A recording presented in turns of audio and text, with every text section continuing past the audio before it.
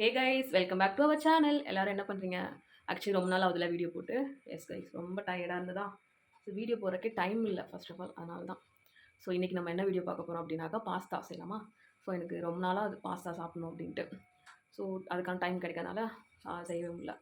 So 2 நாளைக்கு முன்னாடியும் வாங்கிட்டு ஆல்ரெடி பாஸ்தா செய்யலாம் அப்படின்ட்டு. ஆனால் பார்த்தா எனக்கு ஒரு மாதிரி விருப்பாயிடுச்சா, சரி ஒரு ஆளுக்கு எதுக்கு செய்யணும் அப்படின்ட்டு விட்டேன். சரி ஓகே, இன்றைக்கி செய்யலாமே அப்படின்ட்டு யூடியூப்லலாம் பார்த்தேன். ஒருத்தவங்க ஒவ்வொரு மாதிரி வித்தியாசமாக அவங்கவுங்க ஸ்டைலில் அவங்கவுங்க பண்ணுறாங்க கைஸ். சரி அதுவே எனக்கு வெறுப்பாயிடுச்சு என்னடா அப்படின்ட்டு. சரி ஓகே, இன்றைக்கி நம்ம ஸ்டைலில் நம்மளும் வித்தியாசமாக பாஸ்தா செய்யலாமே அப்படின்ட்டு டிசைட் பண்ணியிருக்கேன். ஓகே கைஸ், ஸோ மதி ஸ்டைல் பாஸ்தா எப்படி இருக்குன்னு பார்க்கலாமா? வாங்க போகலாம். ஒருத்தவங்க ஒவ்வொரு மாதிரி செய்வாங்க கைஸ், ஓகேங்களா. ஸோ நான் என்னோடய ஸ்டைலில் எனக்கு என்ன வருமோ அதை நான் செஞ்சுருக்கேன். ஸோ அதே ரெசிபி நீங்கள் ட்ரை பண்ணுறதுனாலும் பண்ணலாம், பண்ணாமல் இருந்தாலும் அது உங்களுடைய விருப்பம் கைஸ், ஓகேங்களா. சரி எப்படி இருக்குன்னு சாப்பிட்டு பார்த்து தெரிஞ்சுக்கலாம். ஃபஸ்ட்டு எப்படி இருக்குன்னு ஃபஸ்ட்டு செய்யலாம் வாங்க நம்மளோட ரெசிபியாக. ஸோ நம்மளோட ஸ்டைலில் செய்யலாமா? ஓகே வாங்க.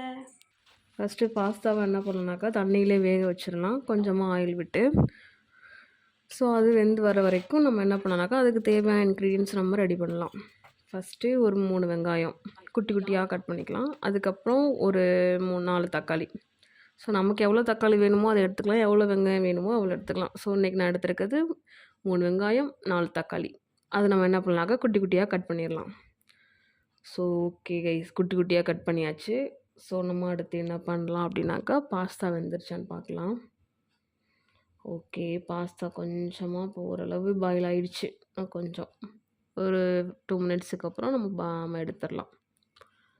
ஸோ பாயில் பண்ணி எடுத்தாச்சு, எடுத்து தனியாக வச்சாச்சு பாஸ்தாவை. ஸோ இப்போ நம்ம என்ன பண்ணலாம்னாக்கா கொஞ்சமாக ஆயில் விட்டு வெங்காயம் போட்டு நல்லா வதக்கலாம். ஸோ குட்டி குட்டியாக கட் பண்ணி வச்சுருந்த வெங்காயத்தை போட்டு அதுக்கப்புறம் தக்காளி போட்டு ஸோ நல்லா வதக்கியாச்சு கைஸ். அது வதக்கலாம் அப்படின்னாக்கா கொஞ்சம் சால்ட் விட்டுக்கலாம். நீங்கள் பாஸ்தா வேக வைக்கும்போதே சால்ட்டும் கொஞ்சமாக போட்டுருங்க. ஸோ போட்டிங்கனாக்கா அது அதில் அப்படியே செட் ஆகிடும்.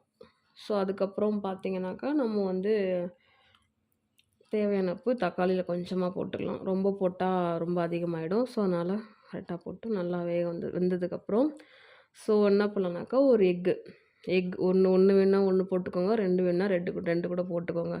ஸோ ஒரு எக்கு உடச்சி ஊற்றிட்டு ஸோ அது நல்லா அதுக்கு மேலே பார்த்திங்கனாக்கா கொஞ்சம் மிளகாத்தூள் போட்டுக்கலாம். ஸோ எங்ககிட்ட எல்லாமே மிக்சிங் தூள் தான் இருக்குது. ஸோ அது கொஞ்சம் காரத்துக்கு. சில பேர் இனிப்பாக இருக்கிறதுக்கு அந்த டொமேட்டோ சாஸ் ஊற்றுவாங்க. ஸோ நமக்கு அது வேணாம். ஸோ நமக்கு என்ன வேணுமோ அதானே, அதனால் நம்ம கொஞ்சம் காரமாக மிளகாத்தூள் போட்டுட்டு ஸோ நல்லா கிண்டியாச்சு கைஸ். நல்லா கிண்டி அந்த ஸ்மெல்லு அந்த எக்கோட அந்த பச்சை ஸ்மெல்லு போகிற வரைக்கும் கொஞ்சம் நல்லா பாயில் பண்ணிவிட்டு ஸோ அதுக்கப்புறம் ஆல்ரெடி நம்ம வேக வச்சுருந்தோம் பார்த்திங்களா, வேக வச்சுருந்த பாஸ்தாவை எடுத்து போட்டு நல்லா கிண்டிட்டு அப்படியே ஒரு 5 மினிட்ஸ் நல்லா பாயில் பண்ணதுக்கப்புறம் பாஸ்தா ரெடி. இதில் ஃபினிஷிங் என்னன்னாக்கா நம்ம எல்லாமே ரெடி பண்ணிவிட்டு ஸோ நம்மளுடைய அடுப்படியே எனக்கு க்ளீனாக இருக்கணுங்க.